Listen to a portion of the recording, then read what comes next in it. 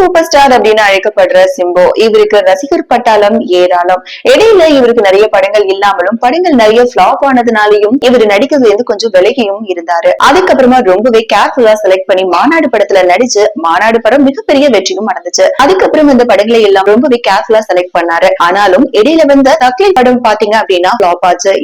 இதுல திரும்பவும் அவருடைய கரியரை பின்னுக்கு தள்ள ஆரம்பிச்சிச்சு. இப்போ மீண்டும் எல்லா படங்களையுமே ரொம்பவே கேர்ஃபுல்லா செலக்ட் பண்றதுல கவனம் செலுத்திட்டு வராரு. இந்த நிலையில பார்த்தோம் அப்படின்னா பெரிய நடிகர்களோட படங்கள் எல்லாமே ரீரிலீஸ் செய்யப்பட்டுட்டு வருது. அந்த வகையில பார்த்தோம் அப்படின்னா லாஸ்ட் வீக் வெளியாகி இருந்த மங்காத்தா திரைப்படம் 50 நாட்கள் வெற்றியை தொடர்ந்து இந்த படம் ரீரிலீஸ் செய்யப்பட்டிருந்துச்சு.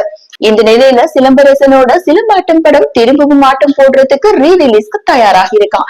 இந்த படம் பிப்ரவரி 6ஆம் தேதி ரிலீஸ் ஆக போறதா தகவல் வெளியாகி இருக்கு.